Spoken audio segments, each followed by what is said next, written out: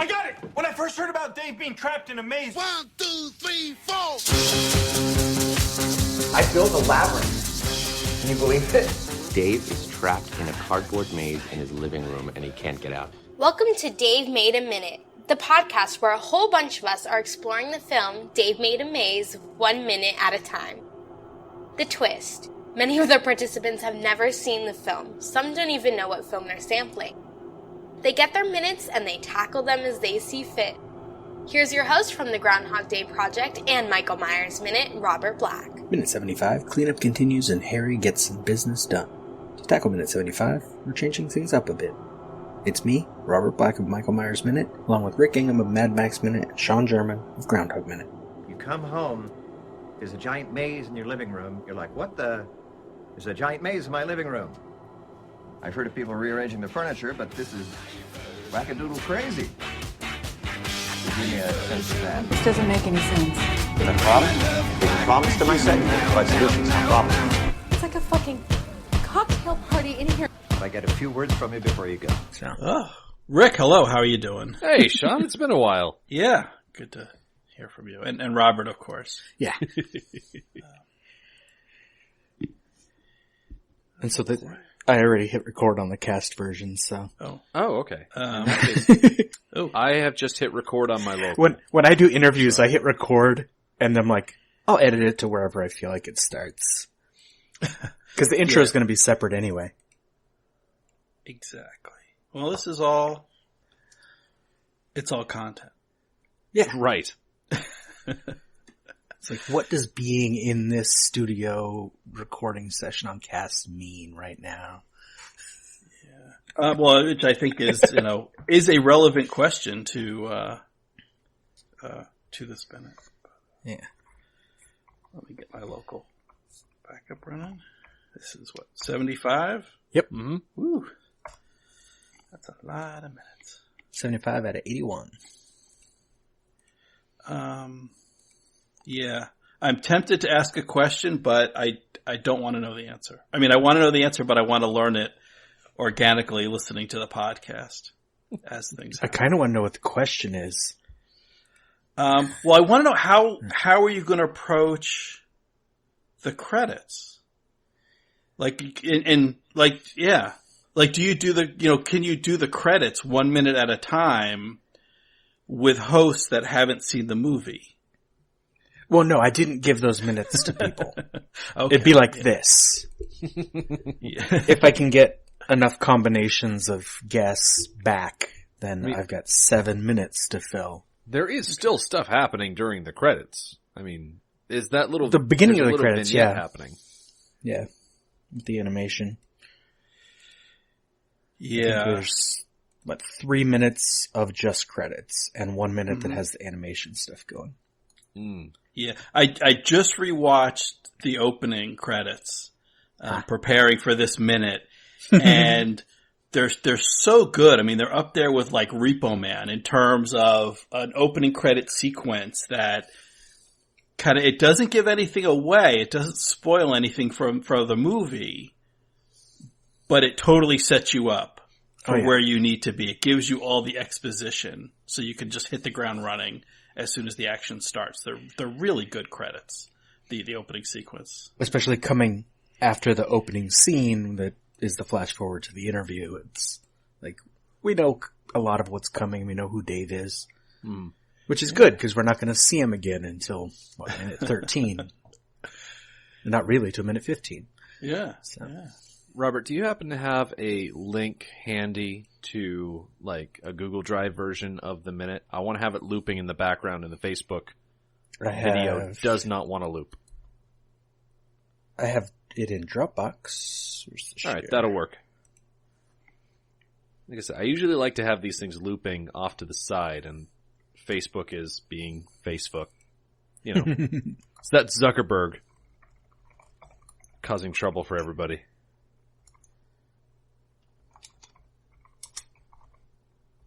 There we go. That'll also allow me to I don't know what I have it out playing in, but it is not looping. Facebook. But I have it open.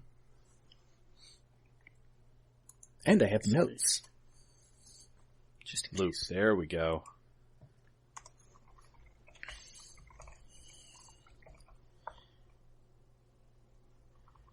So who wants to describe minute 75?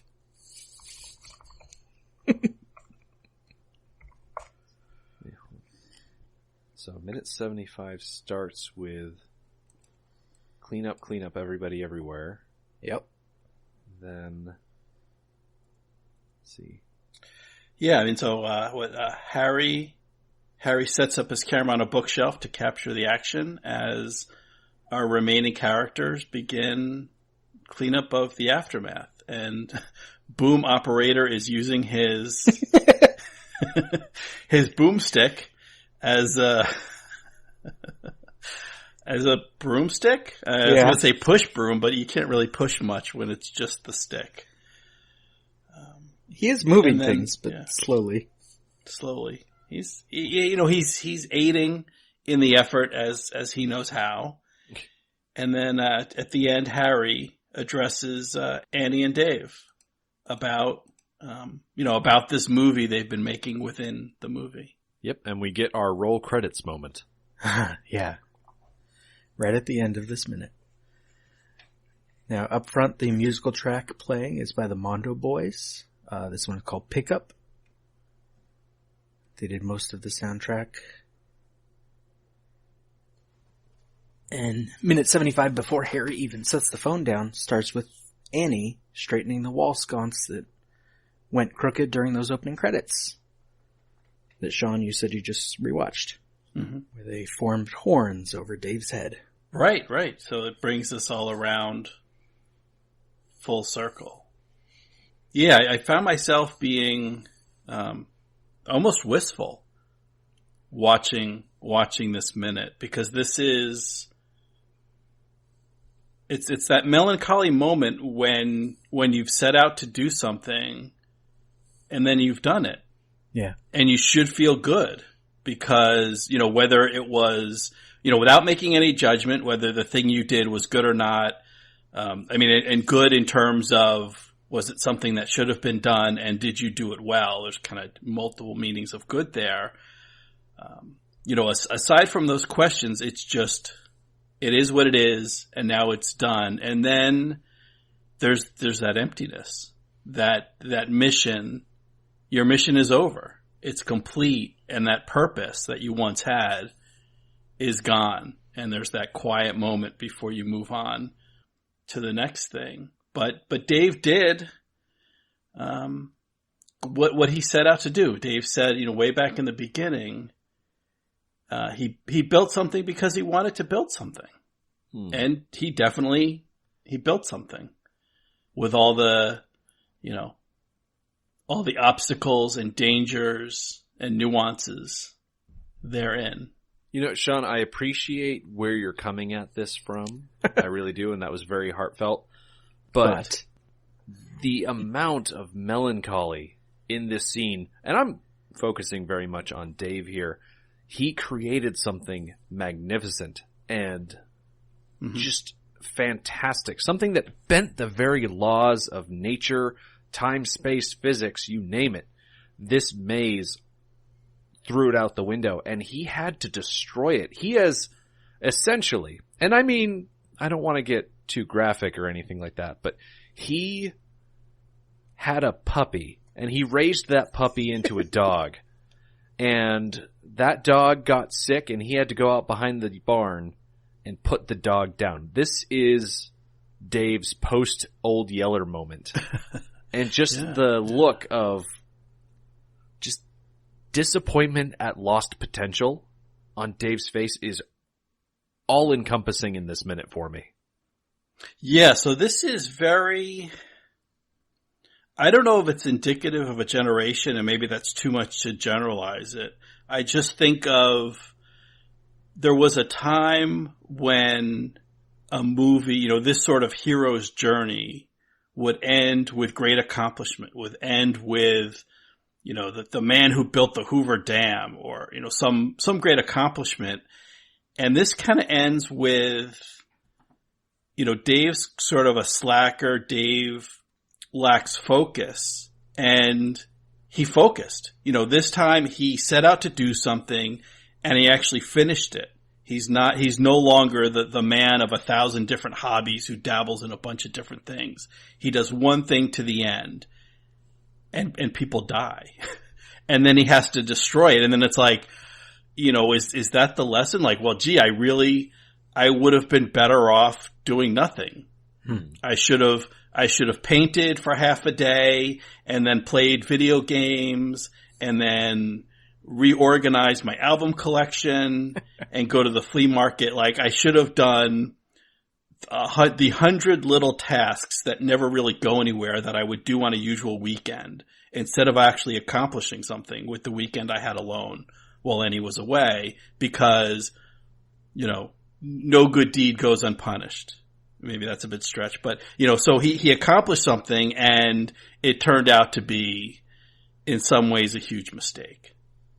That kind of lesson of, yeah, you were right to be a slacker. You were right not to finish things, because finished things kill people. I think, Gordon survives and Annie survives, so we feel good about that. But we should, no matter how we felt around those other characters, they didn't deserve to die. Not in the maze, not like this. So is that the lesson here? Is that the takeaway, that like you're better off not chasing those grandiose dreams? Wow. Yeah, Robert, that is a really good question. Is it better to not try so no one gets hurt? As Homer Simpson would say, the lesson is never try. Yeah, well, because it seems like it seems like an uplifting movie for much of it. That it's this wonder, like Rick said. I mean, he just starting from cardboard and paper and sort of just household materials.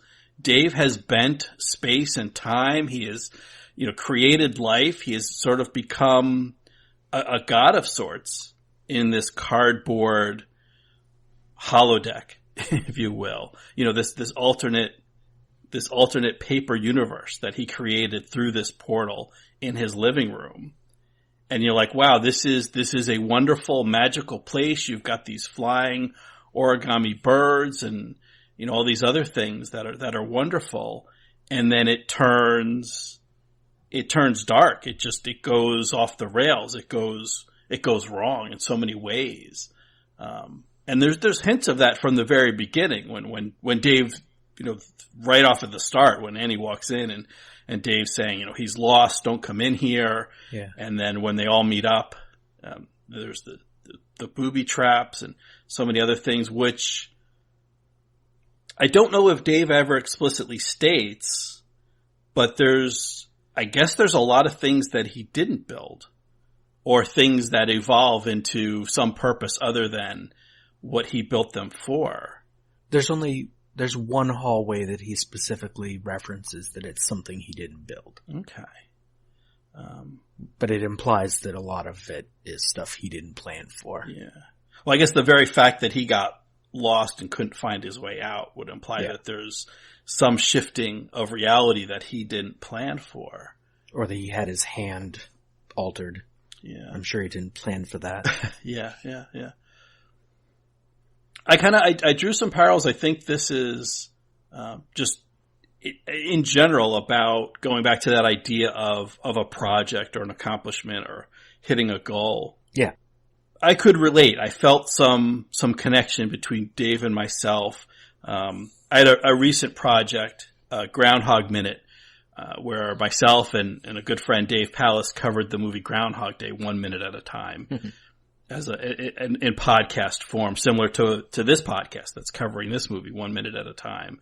And that was the reason I got into podcasting, was specifically to cover that movie 1 minute at a time. Oh. And I'd done some other podcasts. I'd done other movies and done other things in preparation. And then I got to it and then I did it. And then we finished it and then it was over. And then it was like, well, now what? Do I Yeah. pack up the microphone? Am I done? Do I not do podcasts anymore because I did what I wanted to do? Like, what's next? It's not a perfect analogy because I don't think anyone died during the course of Groundhog Minute, at least not that we've been notified of. I certainly hope not. Yeah.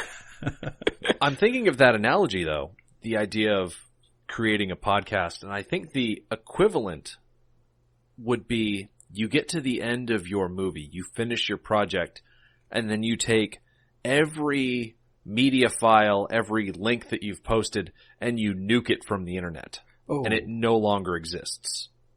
Because that's essentially what Dave had to do. Mm-hmm. He had to nuke this thing so that no one else got hurt. Yeah.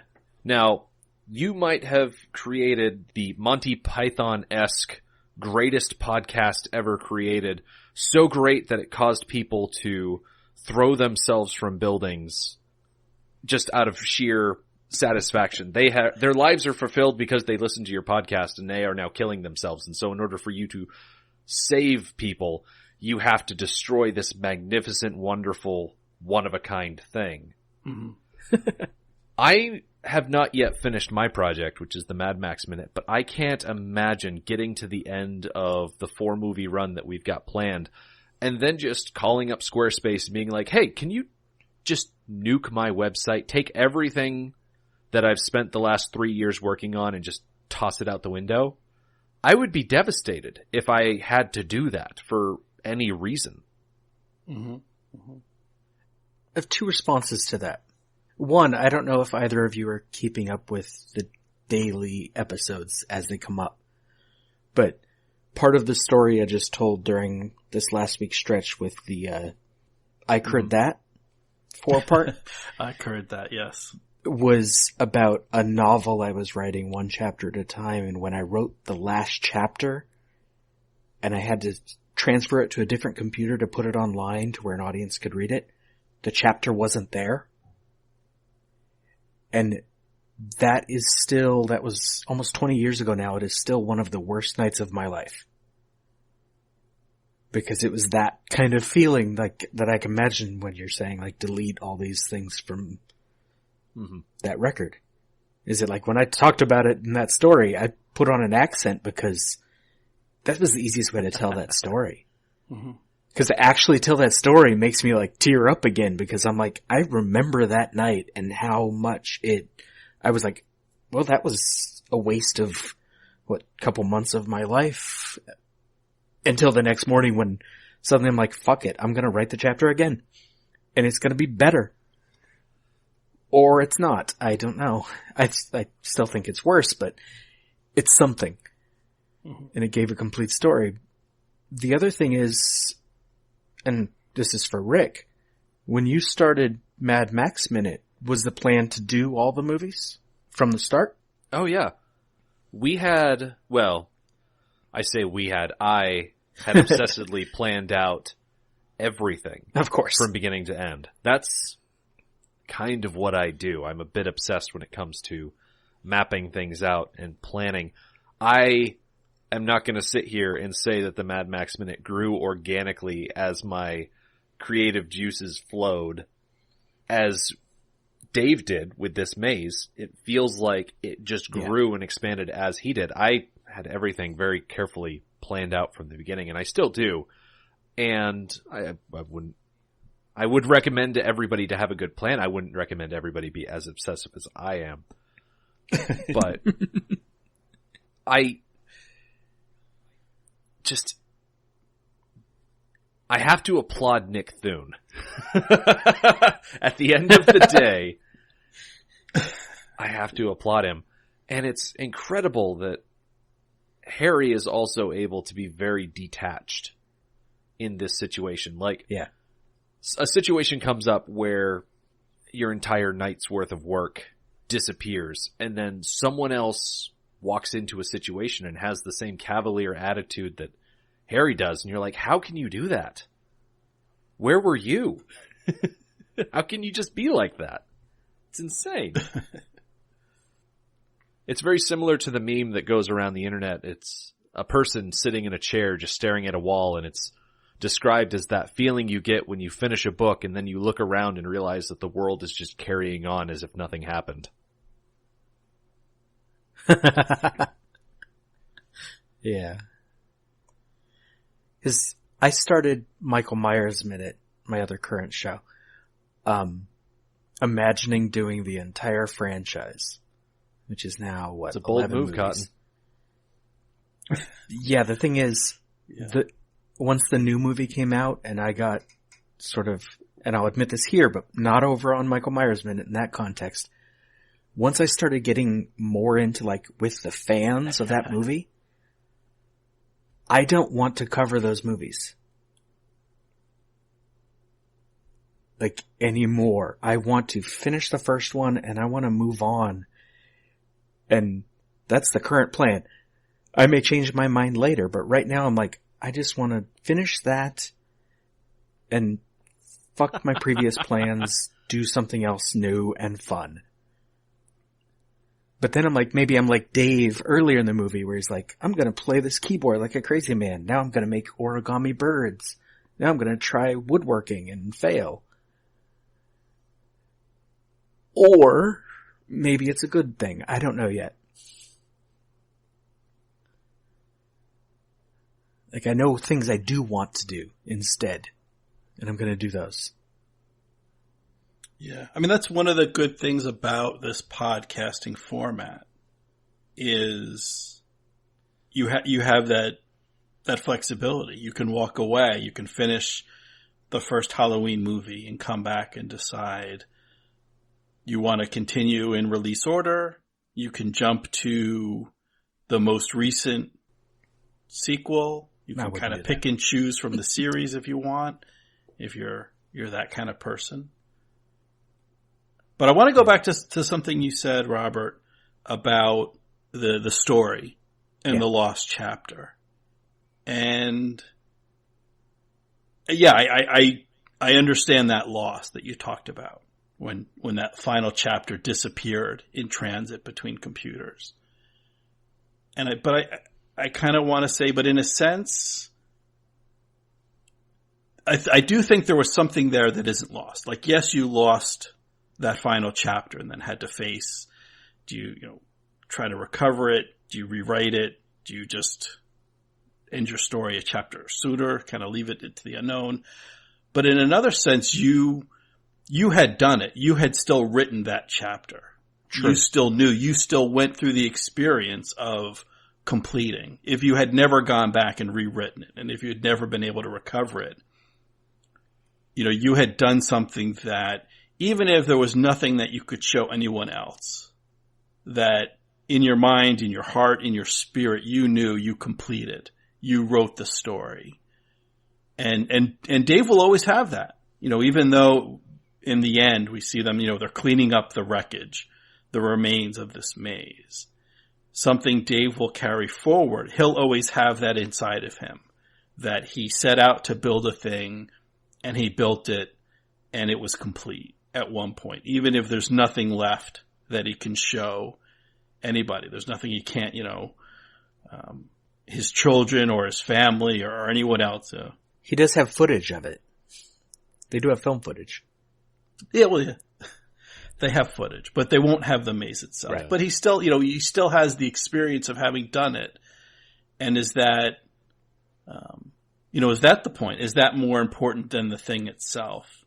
So Harry and his crew, are they sort of a stand-in for, or an embodiment of, I don't know the psychological term, or I guess just of Dave's knowing that he had done this thing, of, the mental movie that he makes of the experience of doing. And that even when the maze is gone, that movie remains and he can play it back in his head anytime. Yeah. Well, there's definitely something to be said for firsthand experience. Think of vacations that you take. You go on vacation, you take a ton of photographs, and you come home and you look at these photographs, and they're literal snapshots of the time that you spent in a place doing an activity. And they will paint such a more vivid picture for you than for anybody else. And so, sure, Dave still has the footage of the hitherto to unnamed documentary, because we don't know in this minute just what Harry's going to settle on. But just like Sean said, nothing is going to replace those firsthand experiences of running through the maze, being lost and hunted that Dave has. Yeah. And now he knows he's capable of... He has a medium in cardboard. I mean, behind the scenes, this movie involved a lot of actual artists who use cardboard as their regular medium, so he could be one of those. Another thing that Dave has is the knowledge that he can use that cardboard to bend space and time. He could, in theory, go forth from this experience and try again. Do a different sort of thing. Maybe not make a labyrinth per se, but maybe create revolutionary low-income housing. He could go find... I don't know where the hobo went. I think he might have just left halfway through the movie. But they could go and they could talk to the hobo and be like, listen, I can create mansions inside of a 24 by 36 inch square area. I can do that. I have that power. And he can still try to experiment and move on and keep trying. He could turn this maze experiment of his into a sort of Frankensteinian drive that consumes his life. There's always that danger that it could go wrong again. But, going back to Frankenstein, are you really going to let that stop you from digging up corpses and putting brains into craniums? Yeah, all those people in your cheap housing can just fight the new Minotaur for fun. Well, and maybe the Minotaur isn't such a bad guy. You need to get to know him. Yeah, we still don't have a good reason behind the appearance of the Minotaur, do we? We never actually see the Minotaur kill anyone. The only person he actually grabs that we see is Bryn, who comes back to life later. Everything else is booby traps. I mean, we see a facsimile of Bryn. Yeah. Yeah. I'm not completely on board with the idea that it is 100% Bryn. Okay. But that's just my supposing. For people that have been following along with the minutes, when Julie and I were talking about this, we hypothesized that when you die in the labyrinth, the Minotaur takes your body and feeds it to the giant glowing lady bit. And that that breaks you down and allows for the maze to create new things. And so when Bryn was taken by the Minotaur, she got fed to the cardboard vagina, and the maze created the Bryn puppet. Which makes sense. Oh, absolutely. I'm sure that's how these things work. It's what's on screen. It makes sense. Yes. Within the context of this universe. Yeah. It all makes sense. We should talk about Gordon's t-shirt. As I'm not sure if this is the same, if it's the same figure that we saw the last time we saw him within the maze, but certainly as he arises from the rubble, the wreckage, he's got the fully formed hero, what started as sort of an 8-bit, very broadly sketched character, is now very in focus, high res hero, sort of double wielding. He's got a knife in one hand and it looks like maybe a bat with barbed wire around the end in the other. His fully developed hero character I guess that mirrors that's Gordon's development. If the movie were about Gordon specifically, that shirt is mapping his journey. I believe it makes 3 transitions, but a couple of them are hard to spot because he's not always right in the center frame up close. I believe it changes 3 times as it gains detail. And he also gets video game music often in his scenes to go along with stuff he's doing. Because he has his own hero's journey that he's going through. Yeah. Well, I think that's one of the lessons or one of the takeaways that I had from this movie is when, as an individual, as an artist, as a creator, you take on a project of this scope, it's almost inevitable that it sucks in those around you, as it did for Dave. It pulls in your friends and family and your loved ones, that they go on that journey with you, that they get involved because they're involved in your life. And so much of your life is devoted to your project, whether it's, whether it's a daily podcast or a cardboard maze in your living room, that you think you're doing it alone. You think this is something you're accomplishing by yourself, but it is having an effect. It is involving those around you. Yeah, I think that's an excellent point, Sean. I think we look at a lot of the individual activities we do, whether that be running or playing video games or being obsessed with a novel series, whatever hobby you have that you think is a very individual activity still affects the people around you. Yeah. There's a very new but very popular YouTube page out there that writes video game reviews from the perspective of someone who will never pick up a controller. And you think, oh, well, why would that be useful? But for the people that are around you, Julia has said on multiple occasions, oh, X game is coming out. I am prepared to be a video game widow for the next however long a period. And yeah, I can see where she's coming from with that. If you've got a significant other that is into a hobby, if they're into running, well, you know what? They're going to be gone for 30 to 40 minutes a day, first thing in the morning, and they're just not going to be around. That's going to affect you. That's going to change how you interact with them. So I think that's a very important idea that you brought up, Sean, that we need to consider, that even if we think that we're just doing it on our own, no, we live in a social environment. Everything that we as individuals do is going to ripple out to those around us. Yeah, I mean, so Rick does a Mad Max Minute with his wife Julia, so you guys are doing it together. Yeah. I roped her into it almost immediately.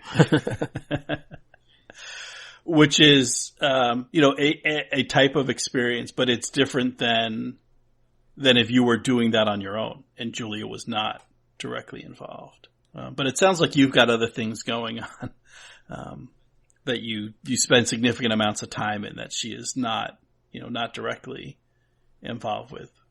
But it does, yeah, it'll affect her. As this has affected Annie and Gordon and those Flemish tourists. Leonard, yeah. Now there's someone missing from this minute. Someone who last we saw was in the apartment. Someone who does not go into the maze. Yeah. Our cardboard expert does not reappear at the end. No. Do we know what happened to him? Do we ever learn? The last we saw of him is, I forget what minute it was, but it cuts to outside the maze and he's sitting there drinking tea or coffee in the chair in the corner. Mm-hmm. Yeah. So. I guess he had a shower and a cup of coffee and finished off their pizza. Wandered off. Finished off the pizza. Yeah. All right. Yeah. Though I enjoyed one of the things I want to mention is we get the titular line.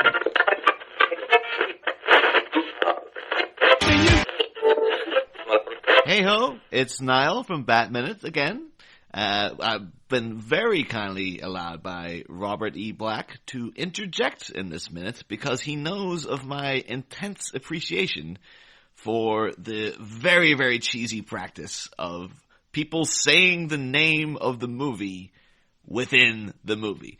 And of course, this is a grand example of this in Dave Made a Maze.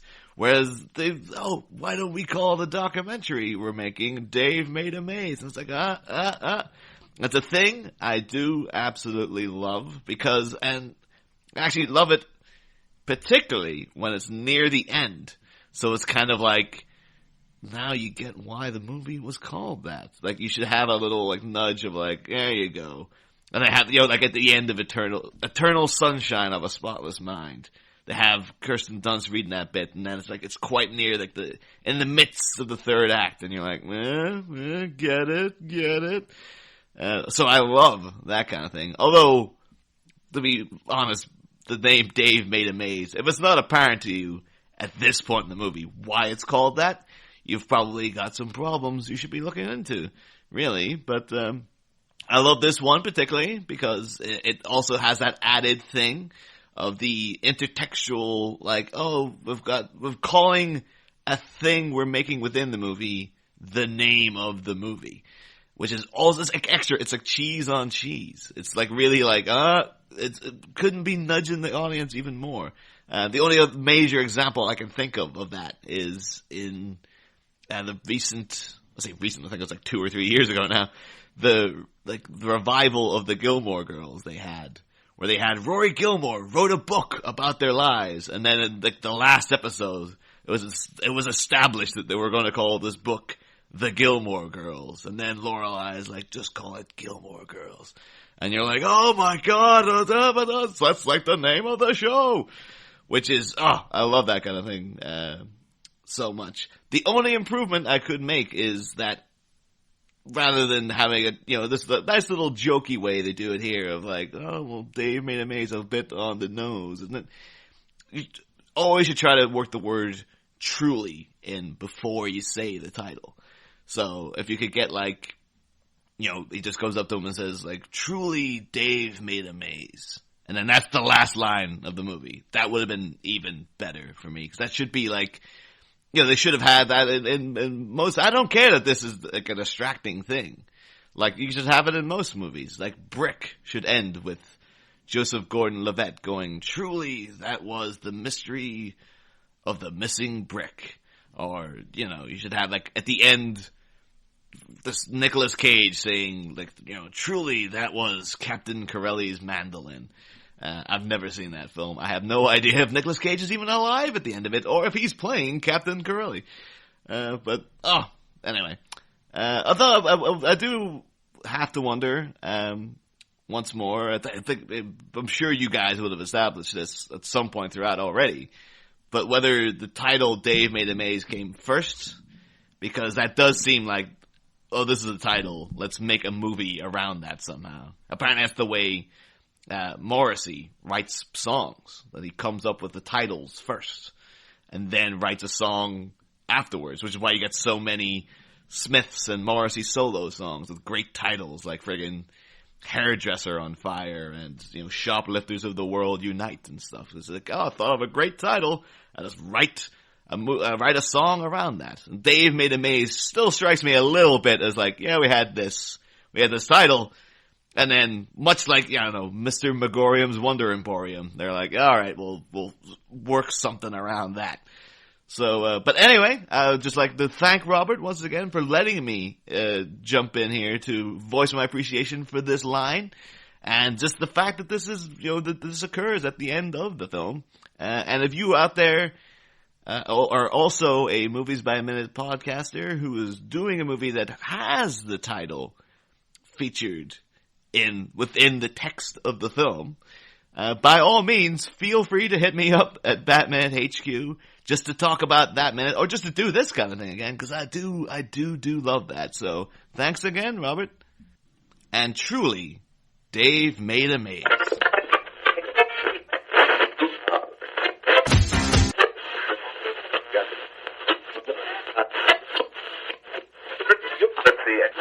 Towards the end of this minute, Harry, get our roll credits. Yeah, as alluded to earlier, Harry asks, need a title. Asks Dave what should the title be of this movie, and Dave says, "How about Dave Made a Maze?" And Harry says, "It's a little on the nose. It's a little snakes on a plane." Now, there is something to be said for the on the nose movie title. I, for one, had zero expectations to start talking about the Snakes on a Plane movie. I had zero expectations of quality walking into that film. I expected there to be snakes on a plane. Which there were. And at the end of that 90 minutes, you know what? There were snakes on a plane. I got my money's worth and I walked out satisfied. Yeah. Now, what other than Dave Made a Maze is Harry thinking of titles for? I know we don't get to it in this minute. I don't know if we get into the next minute. It's been a while since I watched 76, but does Harry have any alternative titles off the top of his head? I don't think he does. I think when Dave says it, the look Harry gives, like second 57 right at the end of this minute, it seems like he's picturing the marquee, like whether that'll fit. I think Dave had that title in mind a while ago, though. When he says, I don't know, it looks like he totally knows. He's just being smart about it. Coy. He's like, how about, I don't know. Dave Made a Maze? He's been thinking about that since the film crew showed up. Yeah. Well, and it may be one of those things that once it's there, it wins. There's some ideas or some suggestions that don't seem like the best. I mean, they seem good, but you look at it or I look at it and I think, I should be able to do better than that. But it grows. It just sort of expands the space. Just, I'm the first idea and I've got the high ground and I'm going to fight off any other idea, any other title you suggest. And I'm going to win simply because I'm not horrible. I'm good enough and I was first. And no other idea, no other suggested title will make its way through. So I think the movie eventually goes with Dave Made a Maze. I think that's what Harry goes with. Well, see, that's the thing. The movie that we're watching here is not the movie that Harry makes. No. Right. That's a completely different movie, which we'll have to cover 1 minute at a time. Because this movie is Dave Made a Maze. Yeah. The movie that Harry is going to make, using all of the footage that he shot, is going to be called something else. Well, I kind of picture like this is Dave Made a Maze sort of in quotation marks. This is like the making of Dave Made a Maze. It's like Tropic Thunder at the end, so that we see the experience that these characters go through in the movie Tropic Thunder. And then at the end, it turns out they've made a movie of that experience. Now it was a reenactment filmed later.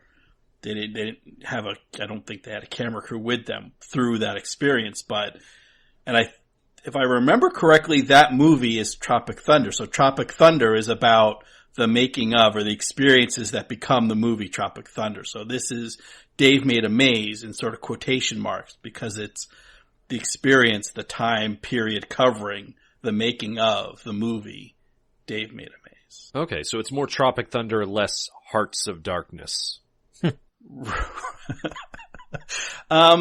Yeah, but I mean, Tropic Thunder is very Heart of Darkness-y. But yeah, I would go with that. Yeah, it's more Tropic Thunder than Heart of Darkness. I was trying to find the other titles for this one. I know I believe it's in Japan, the title for this movie translates as Killer Maze. I'm trying to find the other ones. That seems appropriately dramatic for something that Harry would put together. Yeah. What's interesting is because they have this title line here, this movie couldn't have been called something else. Because it'd be really weird if Dave says this and we're watching something with a different title. I think audiences would accept it. Well, I think they'd accept it, but I think it fits better this way. Like if you say the title as the title, it should be the title. Yeah. Well, and I think it's a little bit of, fan service. There's that segment. There's people that, I think it's kind of cool, but there are certain people that they go nuts. They really like that titular line. There are those people that will sit in a theater like Peter Griffin from Family Guy, be sitting in the front row and be like, he said it. Title. He said it. Yep, he said it. So, yeah. I mean, you're almost at the end. You get the big payoff. He says the line.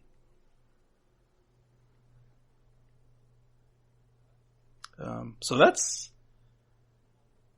kind of all the thoughts I had. I mean, not to rush you guys out the door if you've got more stuff, but That kind of covers my notes on minute 75. I have more specific notes because I do that, but they're not that interesting now. Yeah.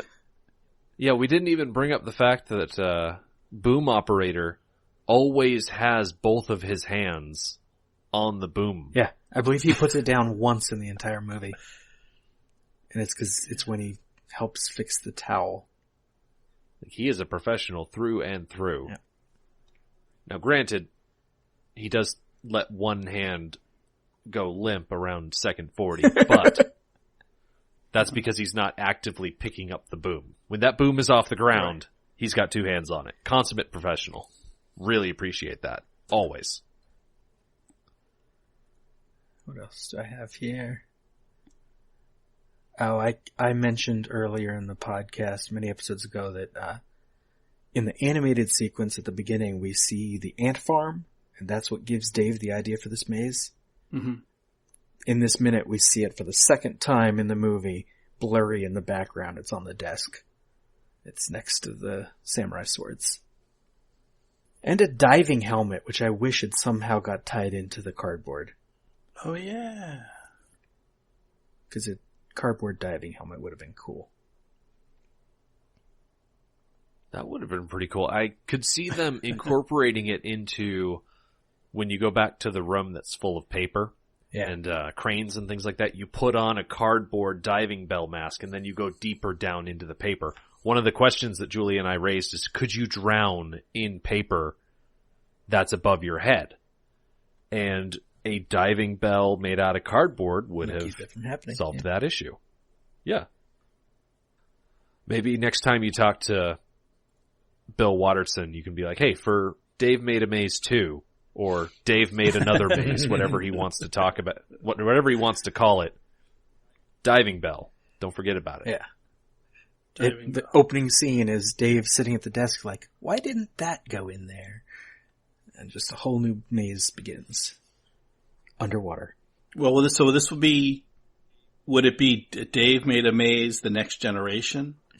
Maybe it's like, Annie and Dave have children. Well, and they make their own maze. I don't know. Do you want spoilers? Yes. I'm not saying the second movie's ever going to be made, but Watterson does have an idea for it, and there would be no second generation probably. Because the setup for the sequel is that Annie and Dave are no longer together. I don't want to know that. That's sad.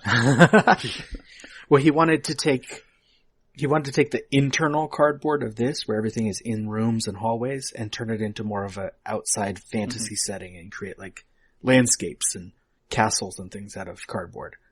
And so Dave would have to then, in trying to get back together with Annie, have to rescue her from like a cardboard tower or whatever. I'm on board. I would watch that. Yeah.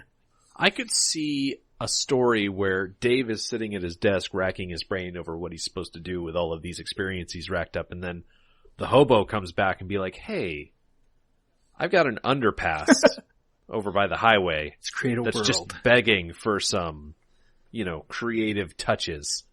And Dave could, in theory, create a gigantic fantasy world out of all the cardboard underneath the highway overpass.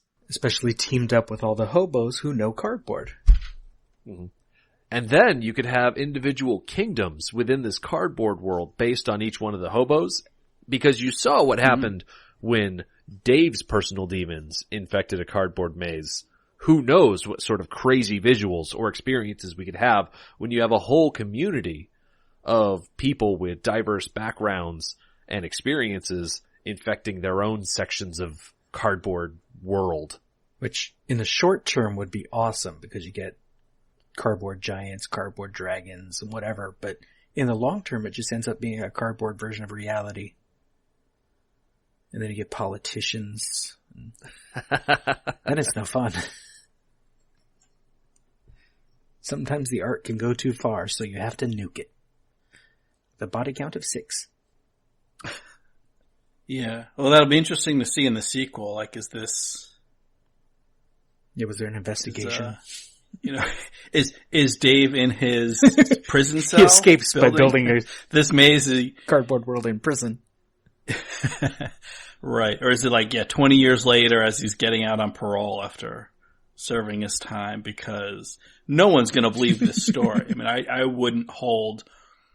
having seen the film, I would not hold Dave personally responsible.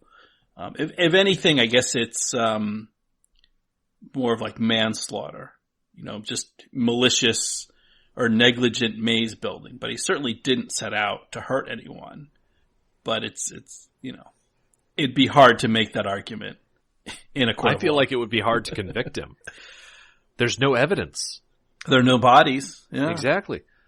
I don't think, aside from the first death with the axe and Jane getting her head cut off, I think that was on camera. Yeah. But I don't think Bryn and Greg were killed on screen. Nope. The Flemish turrets, they disappeared almost immediately. Well, we do see them Yeah. as it's collapsing in minute 74, but they're nowhere near a camera. Yeah. Yeah. Can they get DNA off the yarn? If they can find it. Well, it is good yarn. Yeah, it was her best It yarn. is very good yarn. Yeah. See, the good thing for Dave's case is Jane's death looks really fake because of all that yarn. Mm-hmm. So no one's ever going to believe she's Right. dead. No one's going to miss the Flemish tourists. They didn't even know their names.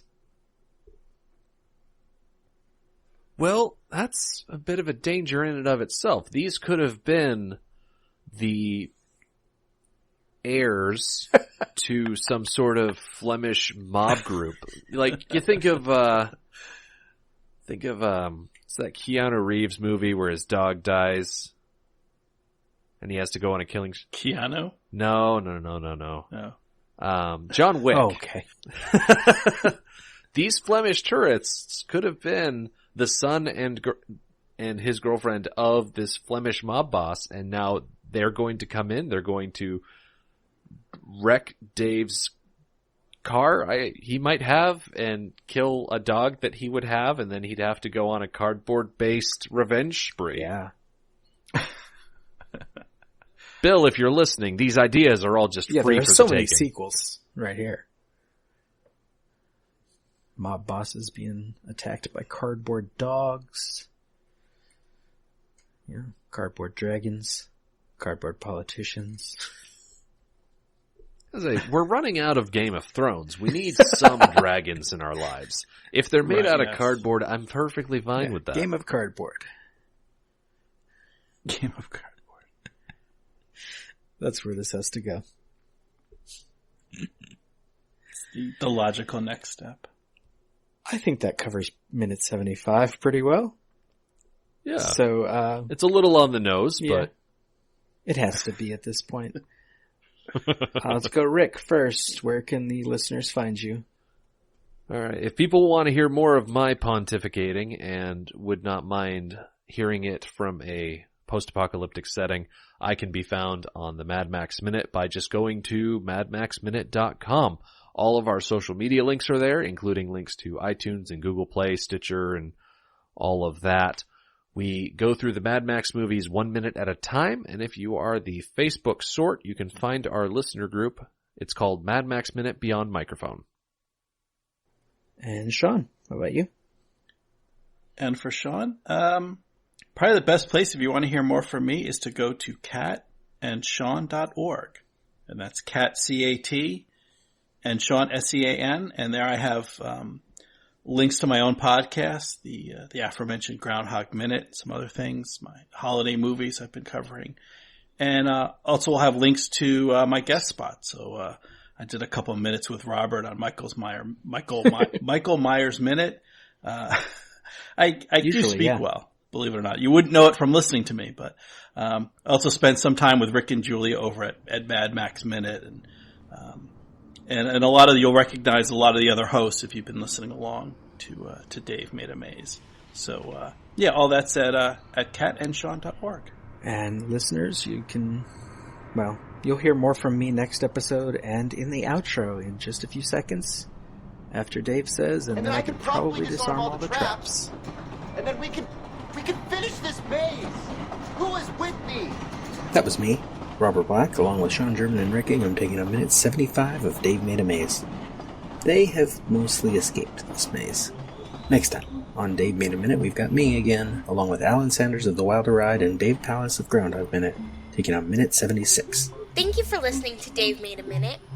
Intro dialogue snippets were taken from Dave Made a Maze, directed by Bill Watterson, written by Bill Watterson and Steve Sears, and produced by John Charles Meyer. Intro music is Diversion by The Equals, featured in the film Dave Made a Maze, and Life Cycle of a Match by Parvis Decree. Outro music is Leaving This Godforsaken Place and Her Presence is Strong Here by Parvis Decree. Dave Made a Minute is a production of Lemming Drop Studio and all other featured podcast producers. You can find more content at lemmingdrops.com. Check us out on Twitter, Facebook, and Instagram at Dave Made a Minute. If you like what you hear, throw us a rating and review on your podcatcher of choice, and check out all of the participants' other shows to spread the love around. Again, thank you for listening. As long as we're all working together, this is going to be fine. It's going to be great. I need you to notify the families of everyone who died here today. Totally. Wait, what?